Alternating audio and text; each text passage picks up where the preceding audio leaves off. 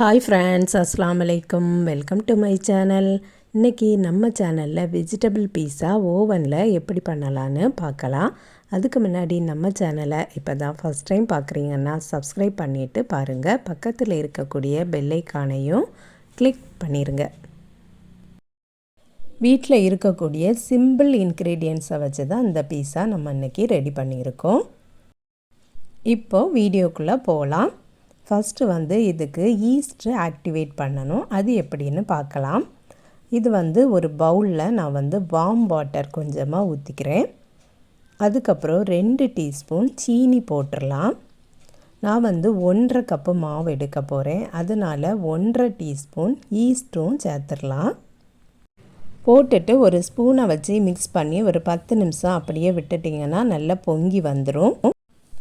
நல்ல பொங்கி வந்தால் மட்டும்தான் மாவும் நல்ல பொங்கி வரும்.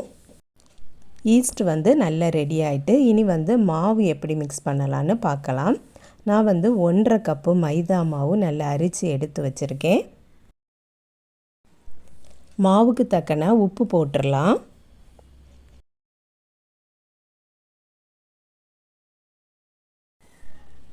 அதுக்கப்புறம் கொஞ்சமாக எண்ணெய் ஊற்றிடலாம். 1 டேபிள் ஸ்பூன் கிட்ட எண்ணெய் ஊற்றிடுங்க. ஆலிவ் ஆயில் வேணாலும் ஊற்றலாம், சன்ஃப்ளவர் ஆயில் வேணாலும் ஊற்றிக்கிடலாம். நான் ஆலிவ் ஆயில் ஊற்றிருக்கேன்.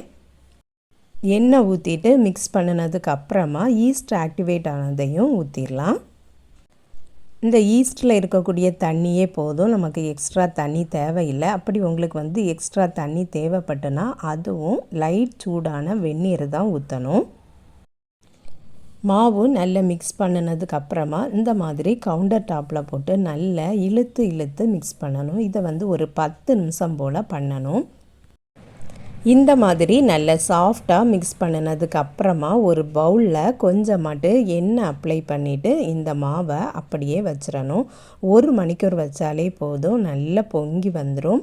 மேலேயும் கொஞ்சமாக எண்ணெய் அப்ளை பண்ணிவிட்டு அப்படியே ஈரத்துணி போட்டு மூடி வச்சிடலாம். மாவு நம்ம எவ்வளவு வச்சோம், இப்போ எப்படி பொங்கி இருக்குன்னு பாருங்கள். இந்த மாதிரி நல்லா பொங்கி வரணும். நல்ல ஈஸ்டாக இருந்தால் மட்டும்தான் இந்த மாதிரி பொங்கி வரும். இதை லைட்டாக ஒரு பஞ்ச் பண்ணிவிட்டு, ஏன்னா அதில் இருக்கக்கூடிய ஏர்லாம் அப்போ தான் ரிலீஸ் ஆகும். அதுக்கப்புறம் நம்ம எடுத்து எந்த பேனில் வைக்க போகிறோமோ அதே பேனில் பரத்தி விட்டுடலாம். இந்த பேனில் நான் ஆயில் அப்ளை பண்ணிவிட்டு மேலே மைதா மாவு தூவி விட்டுருக்கேன். தின்னாட்டு பரத்தாமல் கொஞ்சம் திக்காட்டு இருக்கட்டும், அந்த அளவுக்கு பரத்தி விட்டுடலாம்.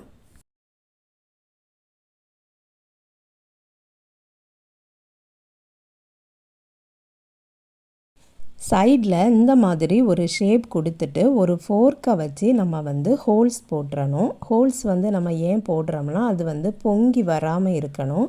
அதுக்காக வேண்டி தான் இந்த ஃபோர்க்கை வச்சு நம்ம ஹோல்ஸ் போடுறோம். இந்த பேஸை ஒரு 5 நிமிஷம் போல் ஓவனில் வச்சு எடுத்துடலாம். அதுக்கப்புறம் என்கிட்ட டொமேட்டோ சாஸ் தான் இருக்குது. அதுக்காக வேண்டி நான் கொஞ்சமாக கபாப் மசாலாவும் ஆட் பண்ணிவிட்டு ஓரிகனாவும் போட்டுட்டு நல்லா மிக்ஸ் பண்ணி வச்சிடலாம். வெஜிடபிளும் நான் கட் பண்ணி எடுத்து வச்சுருக்கேன். 5 நிமிஷம் இந்த பீஸா பேஸை வச்சு எடுத்தாச்சு. இனி நம்ம எல்லாத்தையும் வச்சிடலாம். ஃபஸ்ட்டு சாஸ் அப்ளை பண்ணிவிட்டு நம்ம வெஜிடபிள் எல்லாம் போட்டுறணும். நான் இன்றைக்கி வெங்காயமும் தக்காளியும் பச்சை கலர் கேப்சிகாமும் மட்டும்தான் போட்டிருக்கேன். பச்சை கலர் கேப்சிகம் எல்லா கடைகள்லையுமே கிடைக்க தான் செய்யும். அதனால் அதுவும் நமக்கு ஈஸியாக வாங்கிடலாம். டொமேட்டோ சாஸ் கூட கபாப் மசாலாவும் ஆட் பண்ணும்போது நல்ல ஸ்பைஸியாக இருக்கும் இந்த பீஸா சாப்பிட்றதுக்கு. பொடி பொடியாகவும் கட் பண்ணி வெஜிடபிளை போட்டதுக்கு அப்புறமா இந்த மாதிரியும் ரவுண்டாகவும் கட் பண்ணி எடுத்து வச்சுருக்கேன். அதுக்கப்புறம் ஸ்லைஸ்டு சீஸ் தான் நான் இன்றைக்கி போட்டிருக்கேன். மொசரல்லா சீஸ் போட்டால் தான் பீஸா நல்ல இழுக்கிறதுக்கு வரும். இது அப்படிலாம் இருக்காது.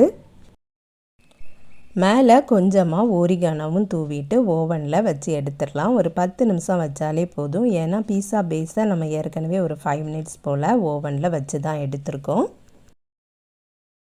நல்ல சாஃப்டான டேஸ்டியான வெஜிடபிள் பீஸா ரெடி ஆகிட்டு, நீங்களும் இதே மாதிரியே ட்ரை பண்ணி பாருங்கள் ஃப்ரெண்ட்ஸ். இந்த வீடியோ பிடிச்சிருந்துன்னா லைக் பண்ணுங்கள், ஷேர் பண்ணுங்கள், நம்ம சேனலை இது வரைக்கும் சப்ஸ்கிரைப் பண்ணலைன்னா சப்ஸ்கிரைப் பண்ணிடுங்க. நெக்ஸ்ட் வீடியோவில் வேறு ஒரு ரெசிபியில் சந்திக்கிறேன். அஸ்ஸலாமு அலைக்கும்.